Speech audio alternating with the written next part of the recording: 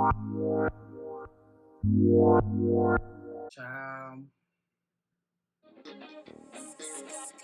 What the fuck is going on over there at Nicki's house?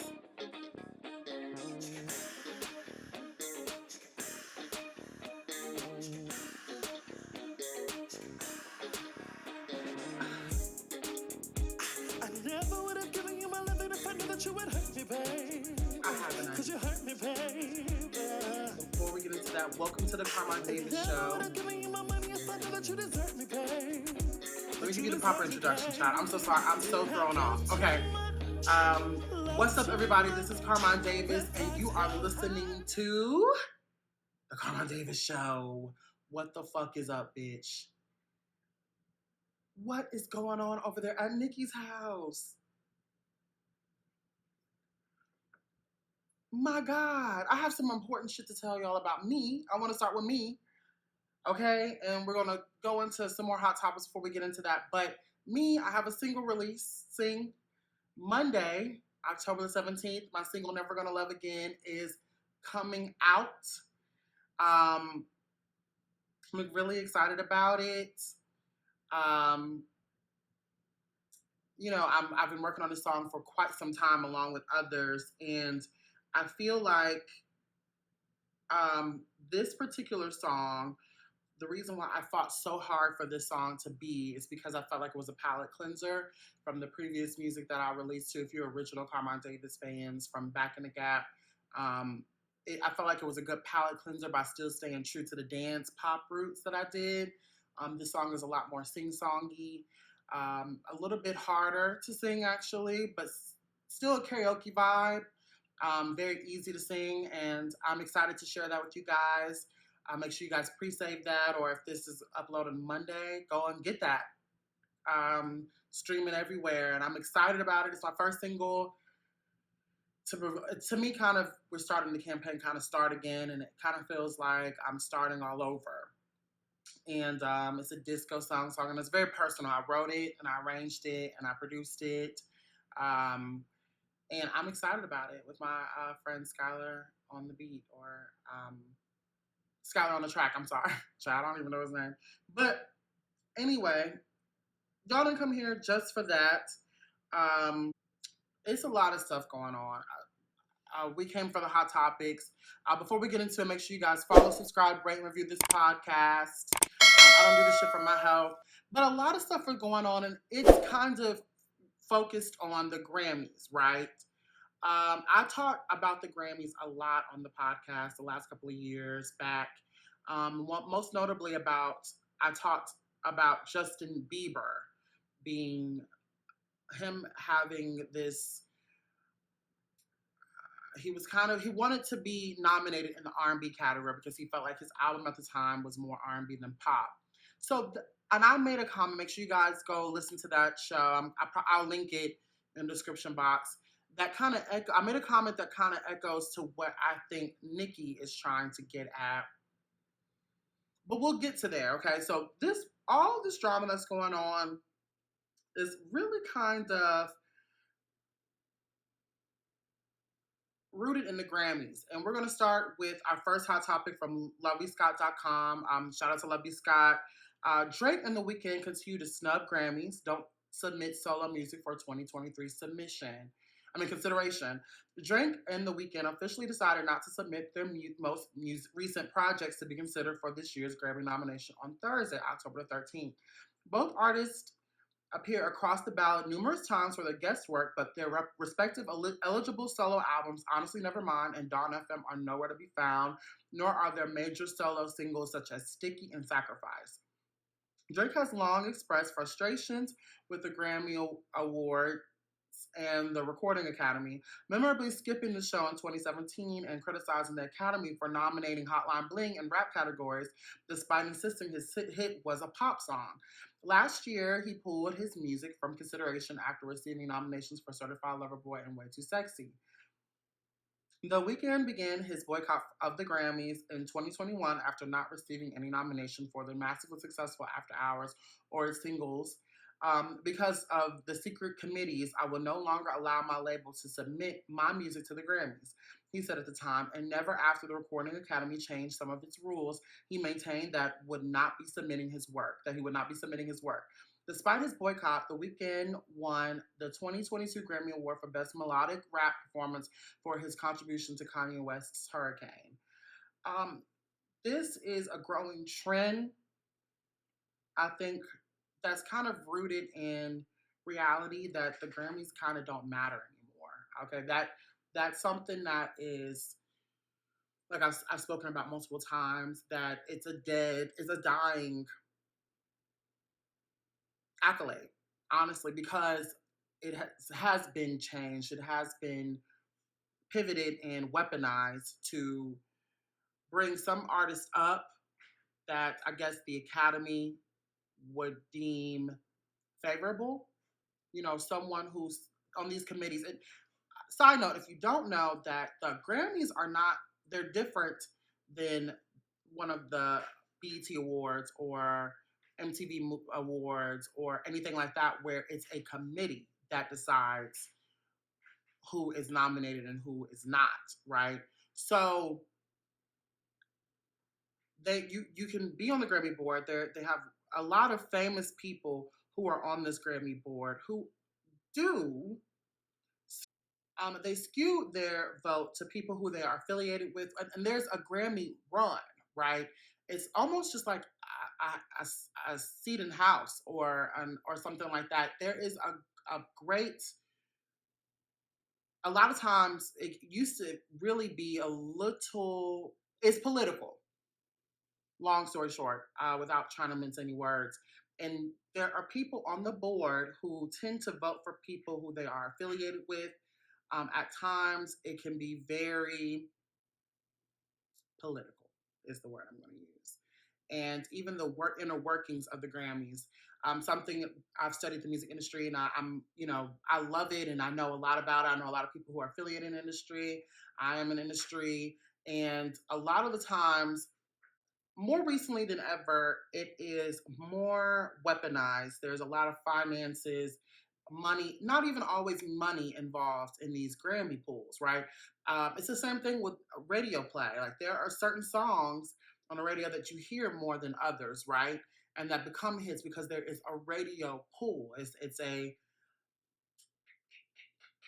what do you call it? A run almost for a song to become a hit. There's hundreds of thousands to millions of dollars put into making these songs pop off. Same thing with the Grammys, because some at one point in the world of where in the history of the Grammys, it was a big thing. There are groups and bodies of people who only would listen to music that if it was Grammy nominated or Grammy award winning, right? When you have Grammy, at one point you used to go to the store and pick up a CD, right? And it would have the sticker Grammy Award winning album or Grammy Award winning single or Grammy Award winning artist. Because at one point, that was a huge, it was a brag, it was a deal. Like you were a big time person if the Grammys chose you and put you up here, right? No, not so much. There are artists who were snubbed for whatever reason, whether the Grammys just don't think that their music is Grammy Award winning enough, or maybe they felt like this particular person never played the Dog and Pony Show, or this particular person would, it'd be a conflict of interest to nominate or award this person when this one person just took you to the Bahamas, or you know this person, or you have an emotional connection to this person, or you have investments with the company that this person is affiliated with, which we'll get to Nicki Minaj in a minute. But we're still on Drake and The Weeknd, and a lot of other artists. I think Silk Sonic, Bruno Mars, and Anderson Paak's group pulled their music out of the Grammy pool. It's also a large cry about not wanting them, not using their name to sell their show.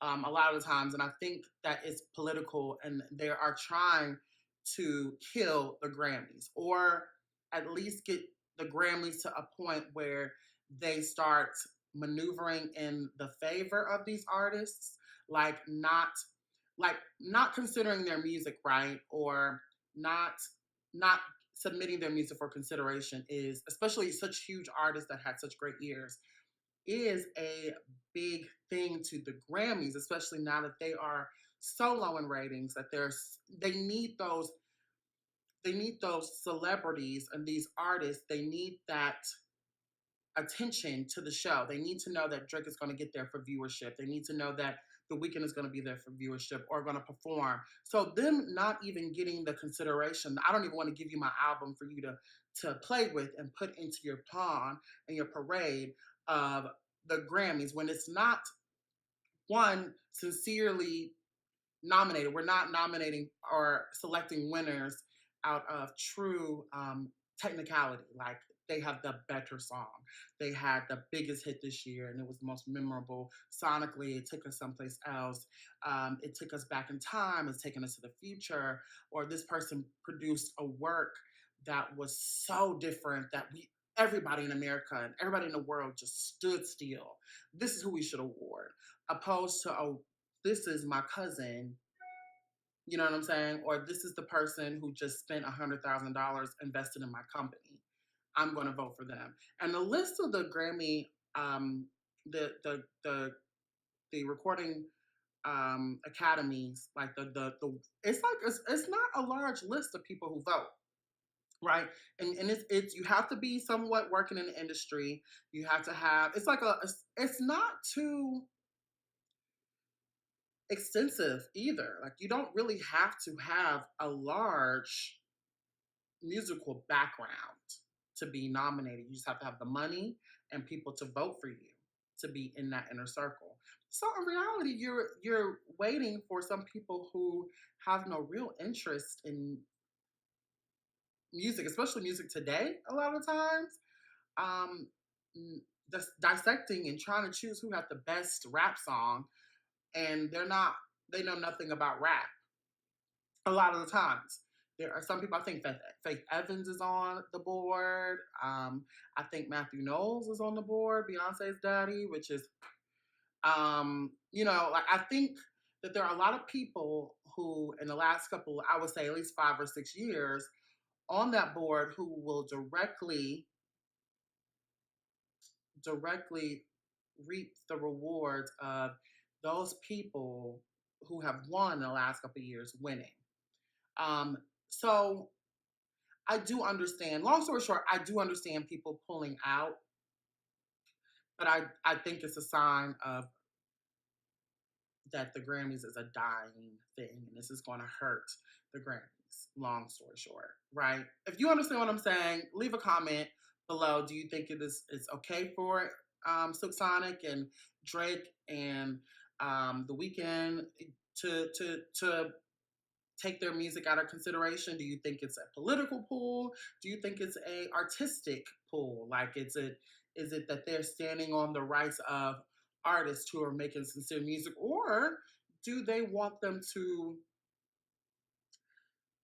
Is this their way of trying to get more Grammys in the future? Let me know if you feel what I'm saying. Let me know. Click the leave a comment below and chat with me. All right. Well, let's just talk about kind of what we're doing here.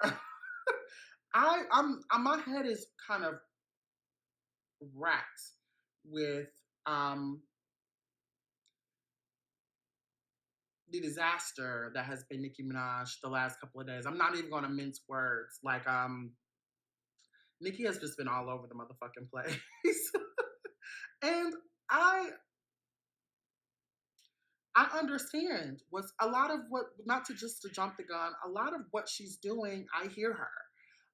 It's just kind of sort of who's and whys that you're dragging in that is very weird to me. Before we do, let's hop into this last week's Twitter poll. Last week we talked about the baby, and do you think that he's being blackballed, or do you think that we're just not feeling him anymore? And a stark 95% of people said we're just over him. So thank y'all for tapping in with me. Damn, 95%. So we can agree on one thing. But this is something that I feel like we're all gonna kind of divide. Okay. This is from lovebscott.com. It's getting ugly. Nicki Minaj and Latto continue to trade blows on Twitter. Um, Things are getting even messier between Nicki Minaj and Latto. As if the first black back and forth wasn't enough, the two are still taking digs at each other. All this time, I thought she was at least 35, Nicki said. The question, um, what did she say? Oh, well, no, this is jumping the gun. Okay, so let me talk about the first back and forth. Okay, Nicki Minaj calls Latto a Karen for not publicly defending her rap Grammy nomination. Latto clouts back, "You're older than my mom," trying to be a bully. Okay, Nicki Minaj is beefing with another rap girl. This time, Nicki Minaj calls out Latto for not coming to her defense following today's Grammy news. If you missed it, it was reported that Nicki's song "Super Freaky Girl" got kicked out of the rap category and will compete with in the pop category. The Recording Academy determined that the song sampling Rick James's 1981 classic "Super Freaky" isn't rap enough. Nicki spoke about the Recording Academy's decision and called out Latto's big energy in the process. This is her tweet. "I have no problem being moved out of the rap category as long as we are all being treated fairly. If Super Freaky Girl has to be moved out of rap, then so does big energy." All right, now listen to this, you guys. You tell me your thoughts. I want to know your thoughts, right? I'm going to put this video on my feed because I really want to know your thoughts on this. Super Freaky Girl was removed from rap categories, we found out today, in the Grammy submissions, right? Super Freaky Girl, where I only rapped on the song, was removed out of rap categories at the Grammys, right? And put in pop.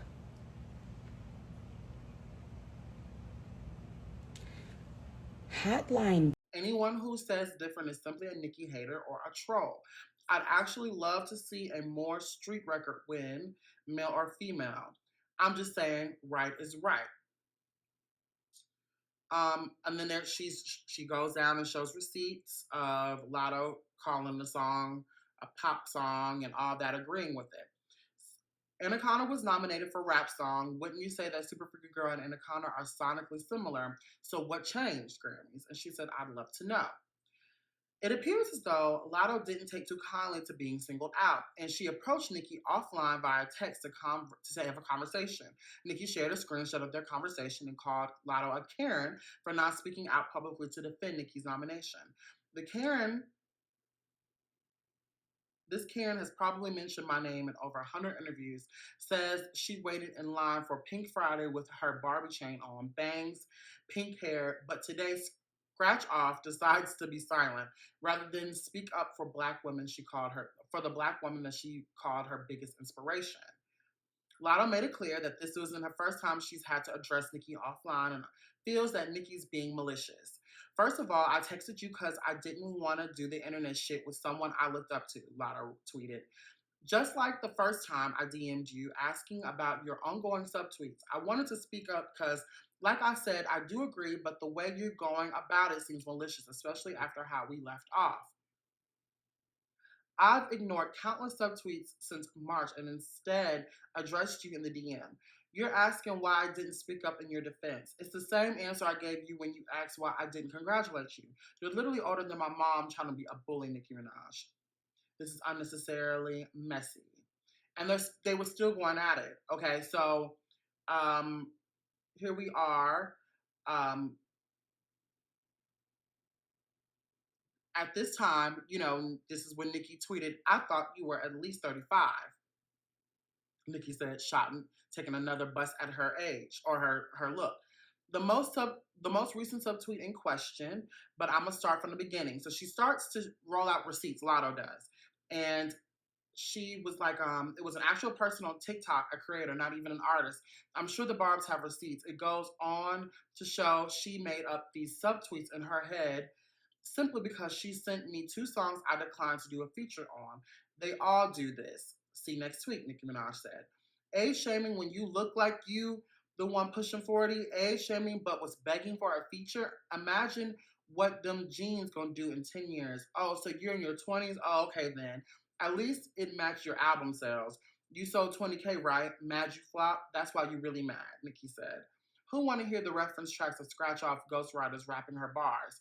She used me and the barbs in every interview until the album sold double wood. Now she wiping the spray tans off and being a Karen. They black when it's beneficial, child. Look at how this Karen makes up a fake beef and a passive aggressive attempt to show her frustration about me politely declining 3 feature requests. Scratch Off is just an entitled Karen who blames others for her album flopping. Better stop it, Scratch Off. Now pay attention. Every DM from Scratch Off is about a feature. I'm sorry. Now pay attention. Every DM from Scratch Off is about a feature. I was kind every time, but Scratch Off feels she has been pulled behind. But Scratch Off feels she has pulled behind the scenes with a few different white men. Won't name right now. Now look at my next tweet to see the very next message she sent me after I declined 3 features.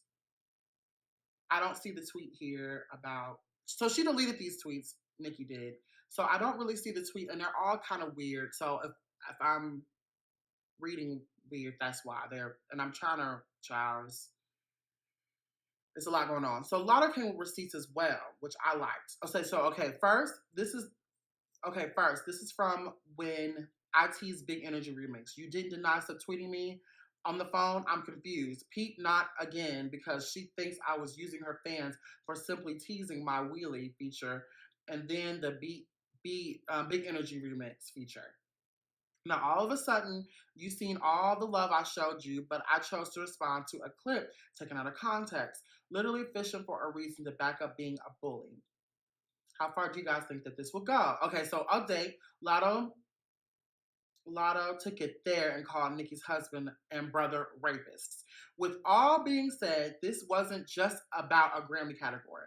You're being funny bringing me up to defend your case, knowing your last conversation with me didn't end on good terms. You literally told me I'm not flourishing and no one cares about my little song on the phone. LOL. Been snubbing? Super freaky grandma is married and related to fucking rapist. You ain't gonna bully me. You ain't gonna bully me, bitch. My auto turn rival. How you hate me? Okay. So, okay. I don't know if child, that was a lot. I feel like I scrambled through all of that. But I read all of that to tell you. I'm going to have the receipts and all of that pictures so you can read it yourself. It's a lot going on. But I say all of this. I'm interested. Child, I'm shaking, honey. Because I have a reaction to this because I'm so split, right? But I am on the. I think the whole thing is wrong.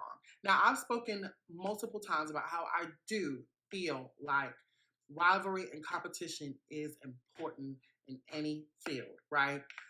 Especially when it comes to women when they are competing fairly, right, for position, for status, for finances.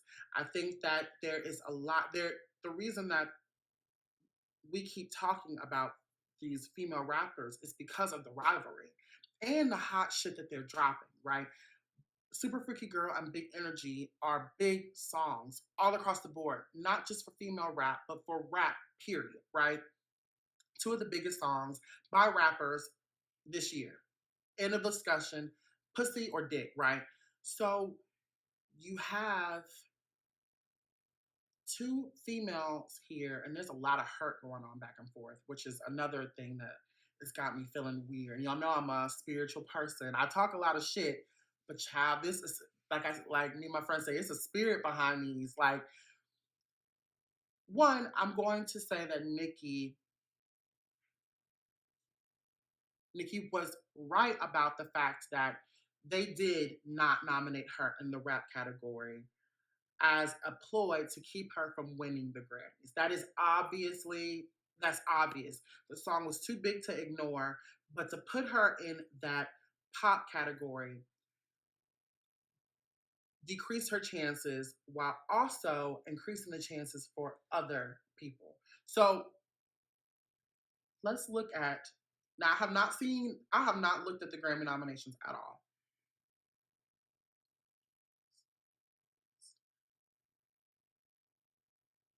In the best rap, let's look up the Grammy nominations in the rap category, okay?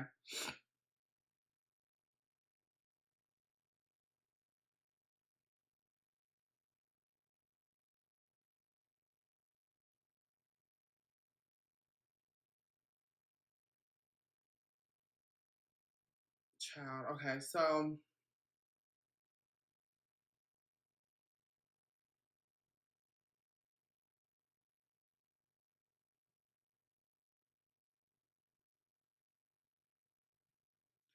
I don't know if they have.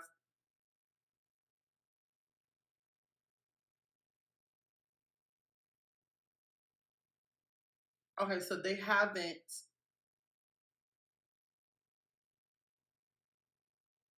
Okay, so this is just off of eligibility. So we don't have the nominees yet. But what they're basically saying, right, is that she is not eligible for Super Freaky Girl to be in the rap category, which she thinks is interesting only because Big Energy is in that category. Um, Mentioning her as an example when she could have veiled, and we know that Nicki can sit there and she can subtweet. She's a very intelligent woman. She could have omitted using her name or attacking her directly. I won't even say attacking her because she didn't attack her. I hate using that phrase because people use that too frequently. She referenced her.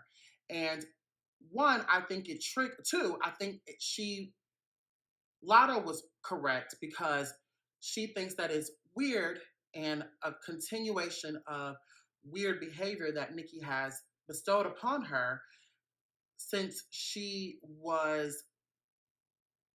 had this big rollout for Big Energy, the Wheelie remix. Because at the time, I do know what the Barbs and Nicki was referencing.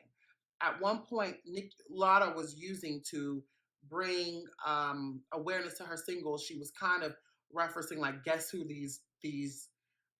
this new feature is like, and then she would kind of use thinly veiled like clues that kind of made you feel like it was Nicki.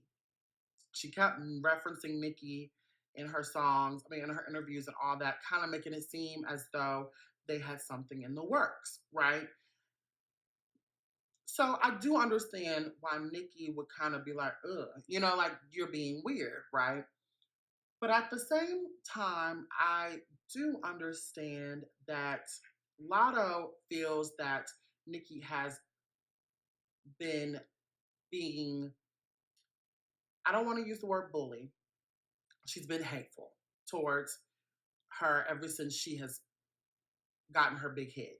Instead of reaching back and to support her, like I felt like we know that Nicki is not going to do unless it's in her favor. She has been weird towards her, subtweeting her, laughing along with the Barbs about Lotto.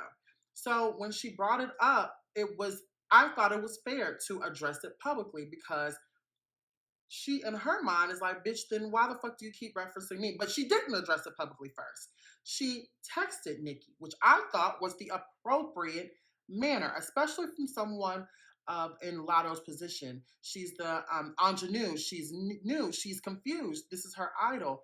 Why do you keep bringing me up? So she texted her personally. Nicki keeps escalating the situation by sharing the screenshots of the conversation, bringing and dragging the shit back online where the Barbs can fight the fight for her. Do you get what I'm saying? Or amplify the fight. When she could have, like she's done previously in the clips where they were on the phone that Latto has shared on Twitter, she has had a conversation with her, but it was not to the extent or the kind of conversation that she had with her on Twitter. I've done nothing to you. Yeah, you are. Something that is clearly delusional. It's delusional to say that other girls are flourishing. Something that's stupid and misinformed. It's I'm the one acting crazy. It's delusional to say that other girls are flourishing. We're not being Recognize we weren't giving the platforms that we're being given right now. What platforms have you got? And I give you props all the time in every other interview for opening the door for that to be a possibility now.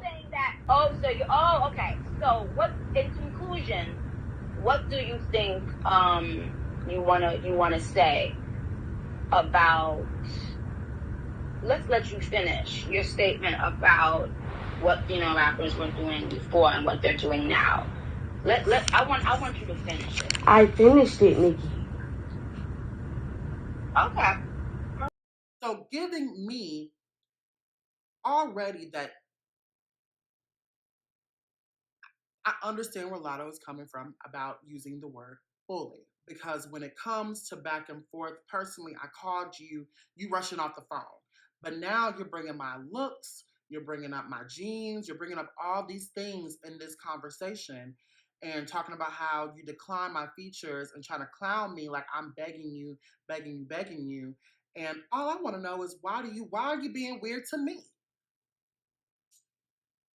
Back to Latto, I feel as though I don't know. I guess I just figured out that I'm on the side of Latto on this one, Nicki. I usually can see where you're coming from. And I do see where you're coming from about the frustrations about the Grammy experience and what the Grammys have done to you. And I am still on Nicki's side in the fact that I want to shed some light on something that I feel like a lot of people are not picking up on. You could tell a lot about the conversation that she had on the phone with Latto, and then the previous conversations that she's had with multiple women that she's had these exchanges with, like Coilery or whatever her name is, and Megan, and all these things, right? Nicki is speaking to these women and treating these women in the manner I feel as though it was someone treated her that way. Whether it was Wayne, whether it was Jay-Z, or any, I'm not just someone in a larger position treated her badly. Someone made it very difficult for Nicki to maneuver, right, into this industry. That is why Nicki is very tough on these girls. I think that it's not that she wants these bitches to bow down. I think she looks at it like she said in a previous video. She's had squabbles with Foxy. She's had squabbles with Wayne. She's had squabbles with Puff. She's had squabbles with a lot of people privately. And Kanye, she submitted to them. She didn't take it to Twitter, or she didn't bash them or take that as an opportunity um, to shade them or not have anything to do with them, call them bullies or anything like that for the most part. She took it, she humbled herself in their presence, and she bowed to them because they were up here to her. So in her mind, she doesn't understand why it's not the same when it comes to these girls. I've told y'all on the original podcast, or I mean, the last season or the season before the podcast, on my biggest, I still think this is one of the biggest. No, we actually broke the record of the biggest audio streamed episodes. But before this season, actually, season 3, we had the biggest stream episode. I forgot what it was, but it charted higher than previous seasons. But the first season that made my show kind of it was a tribute show that I did to Lil' Kim. And I said on the show that I don't think that Nicki will ever get that she'll never get that praise from these girls, or that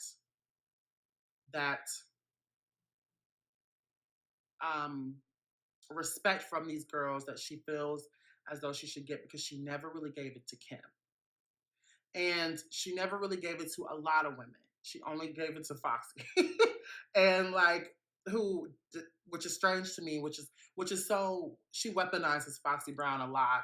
And we need to be honest about it because Foxy don't write. You know, Foxy never wrote, but she is an island girl who wrote. She's from New York, so I get that she a brown, like, I guess she's trying to use Foxy, but in reality, Kim was your mother, and she never made it right with Kim. They never got it right. She never even, though Kim even came down to give her respects, they never made it right.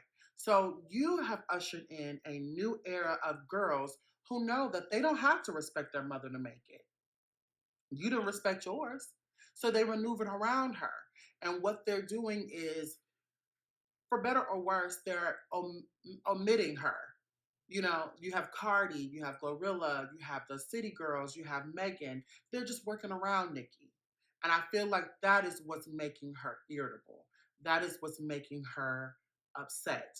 They're not going home and checking in with mama and bowing to her and yes ma'am and no ma'am and her.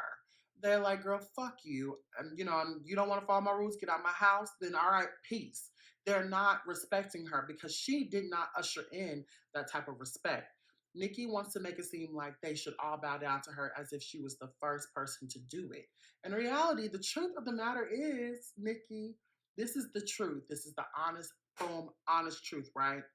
You weren't the first one to do it. You were the first one to do it the way you did it, but the only reason why you were able to do it is because somebody did it for you. And you never respected the architects as much as you should have. Not in the manner. You respected the architects as much as Megan Thee Stallion respected you. You respected the architects as much as Nicki respected you. I mean, Cardi respected you. You respected the architects as much as Latto is showing you the same respect. The difference is these girls is getting in your face. They are coming at you on red carpets. They are not afraid to at you. They're not afraid to call you. They're not afraid to talk to you. Because this is the genre and this is the type of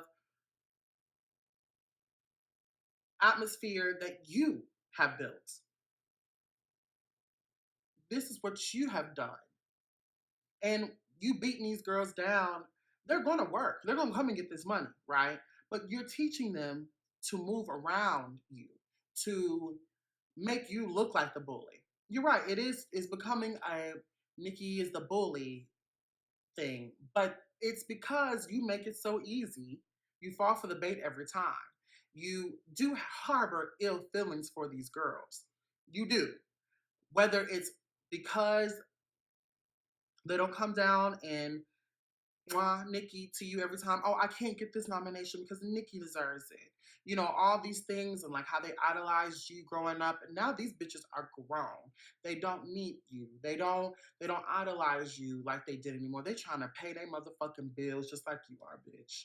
And because of that, you don't look at them, you still look at them like they're beneath you. When in reality, these bitches are becoming your contemporaries. Not Lotto, but these women have the ability to become your contemporaries. What she meant was that before, when what Lotto said and referenced in the video, she said, Nicki and then everybody else is down here because you were the only one out there doing it, right? They weren't giving budgets. And because of you now, it was a budget thing. It was money. It was all it was. Now they put money in these girls, and now they are kind of, people can play Nicki Minaj, City Girls, Megan Thee Stallion, Lotto, uh, um, Coiler. Like they can play these bitches in a rotation now. It ain't just Nicki Minaj all motherfucking night and a bunch of niggas. You know what I'm saying? And I feel like Nicki needs to have a real honest conversation with herself. She don't have to answer to anybody on Twitter. Have a real collection of what she would do in these girls' shoes. But considering that she's not these girls in these shoes anymore. And she has to kind of understand and have a reality check and understand that, boom, I am Nicki Minaj. I am the queen of rap, right? And these bitches, I do have to spit. I do have to keep working. But I don't have to keep breaking these bitches down. And that is why it's hurting me. That's why I'm getting, or she can continue doing what she's doing, but it is teaching these girls how to maneuver around you. And instead of coming to you and giving you that respect that you deserve. Bitch, you're going to have, in a couple of years, like she said, you 40. Bitch, in a couple of years, you're going to have a tribute. Who going to perform? Who going to perform? Who going to perform a tribute to you? Nobody. That's why you have to get up there and do it at the VMAs. None of these girls are gonna pay tribute to you. Eventually, you ain't gonna be able to do it. And just keep that in mind what you want your legacy to look like. Yes, you should come in the scene and these bitches should shake when they hear Nicki Minaj's album is coming out. They should. But in the same manner, and you busting a little shot every now and then, this is hip hop, this is rap, this is a business, right? And then these bitches are on some fuck shit. They don't, right? But bitch, at the same time, you don't either. Their bodies are weird. But bitch, you went to the surgery too. And after all that surgery, your body is not there. I mean, we love Nicki. She's beautiful. Face card never declines. But the body's starting to give Kim vibes. And we need to just be real about it. And I'm not talking about Kim Kardashian. Okay? The same person who you cut down is the same person who could give you and free you from those chains that you put yourself in, girl. And I don't have nothing else to say about it. Let me know what y'all think. Leave a comment below. I'm going to do a Twitter poll this week. Do you think that Nicki could use a Twitter break?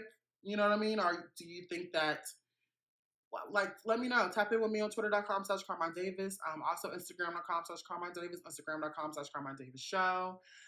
Tap in with me about what you think needs to be done. I leave a comment below. I think she just needs a break from Twitter, or when she feels the need to reference those girls, or be honest about your intentions. Like, I felt like I felt like she did mention Big Energy to get at Nicki. Honestly, I mean, get at Latto. Honestly, I personally do. And I feel like there's not too much that can tell me different. I know because she knows how to maneuver any other time. She knows how to not name drop. She knows how to keep things close to her chest. So her tweeting is crazy. I don't know. We're going to move on to the final hot topic because I'm tired. This is from lovebscott.com. We're talking about rap bitches, okay? Cardi B judge says YouTuber Tasha K must pay $4 million or secure funding during defamation appeal. Now, damn. Okay, so Judge William Ray ruled that the YouTuber Tasha K must pay $4 million to Cardi B following defamatory claims she made about the rapper in 2019.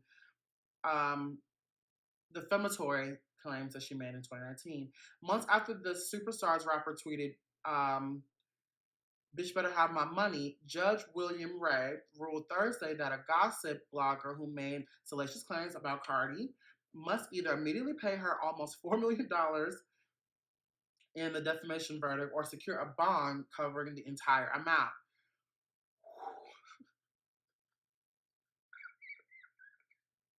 With the blogger Tasha K seeking to pause the huge judgment while she appeals it, Judge Ray said he would only do so if she can post a so-called supersedes bond covering the entire amount. If Tasha, real name Latasha Keeb, loses her appeal, that money will then be automatically handed to Cardi. Issued by private lenders, such bonds allow a losing litigant to delay paying a full judgment while they appeal. But they typically require large upfront deposits and property collateral to cover an eventual payment in the event that appeal is unsuccessful. That's what I was thinking, like, bitch, what does she have that is, even if that bitch did 10% of that, what does Tasha K have that could even cover that? Like, what could she have? Cardi's lawyers asked for the bond last month, citing Tasha owns public statements, like one suggesting she had perhaps moved to Africa. They said they were worried she might use this to delay, this delay caused by the appeal to avoid paying entirely. This is more than a hypothetical concern. In this case, attorney Lisa F. Moore and Cardi's other lawyer wrote Friday. During the litigation, Key bragged publicly that she had taken steps to insulate herself from a judgment. And there have been recent online reports that Keeve has moved from Georgia to avoid enforcement of the judgment. The judge did order additional briefing on the total amount of the bond, saying he might consider an amount less than the full amount of the judgment if properly persuaded. Lawyers for Tasha did not immediately return requests for comment. Lawyers for Cardi declined to comment. Cardi B sued Tasha in 2019, seeking to end what the rapper's lawyers called a malicious campaign to hurt Cardi's reputation. The star's attorney said they had repeatedly tried and failed to get her to pull her videos down. One Tasha video cited in a lawsuit includes a statement that Cardi had done sex acts with beer bottles on a fucking stripper stage. Other videos said the superstar had contracted herpes, that she had been a prostitute, that she had cheated on her husband, and that she had done hard drugs. Following a trial in January, jurors sided decisively with Cardi B holding Tasha liable for defamation, invasion of privacy, and intentional infliction of emotional distress. They awarded more than $2.5 million in damages and another $1.3 million in legal fees incurred by the rapper. And Judge Ray later issued an injunction forcing her to pull the videos from the internet. Tasha appealed that verdict last month, arguing in her opening appellate brief that Judge Ray withheld key details from jurors and the verdict was the result of a very lopsided trial. She's vowed to keep fighting the case all the way to the Supreme Court if need to be, even if it takes years to do so. But Thursday's orders means that appeal will not offer Tasha much reprieve from the judgment unless she wins it. And appeals like the one Tasha is fighting face long odds, particularly when they seek to overturn a jury's verdict. It's unclear if she would be able to pay the judgment or secure a supersedes bond. In a recent Instagram post, she claimed to have withdrawn the last $1,083 from her bank account. Federal bankruptcy is an option, though. Civil judgments and other debts incurred by wrongdoings aren't always discharged through this process. Let's do a prayer for Miss Tasha because Cardi is not playing, and rightfully so. I think the difference between you vlogging and doing a media outlet, right, like this one, is I choose sites that I know I can back up, and I don't add crazy claims too much without a warning of I think, or I feel, or my spirit tells me that something else is going here. I think about the Isaiah Rashad situation, where I basically put the evidence that was out there together about prostitution and fucking for bucks, you know? And that's what it gave me. But would I go around saying for sure that's what he did? No. But I think that it's the constant, like that was some nasty shit that Tasha. I actually watched Tasha whatever, her stuff one time, right?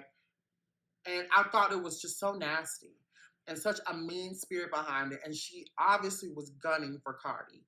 And it felt as though it was almost in a way of trying to malign her and trying to, it almost felt, I kind of thought that she, to be perfectly honest, I did think that she worked for Nicki. I did feel like a lot of the times it gave very much political, like somebody is paying this girl to say these things, because it was very ballsy, the things that she was saying. It wasn't that she was coming up with opinions. She was selling stories that she had no base, like there was no grounds for. There was no evidence. She was just saying shit, making them sound as though they were true, opposed to giving an opinion or I think what happened, or you know what I'm saying? And I felt like now she's got to pay for it. But what I will say, though, is if this case was Nicki Minaj versus Tasha, Nicki would be called the bully in the process. Nicki would be the bully in the process. Because I think what Cardi is doing is a little crazy. but but I understand it because I understand justice. I understand what it's like to want revenge on somebody and you're not really giving a damn about who came in between and also setting an example. You're not gonna just keep talking about me and saying crazy shit that I've never done, that I've never, you're not gonna do it. And I feel like her forcing this woman, knowing this woman only got $1,000 in her bank account, and her putting her foot on this woman's neck for that money is a little, it's like you're playing with your food.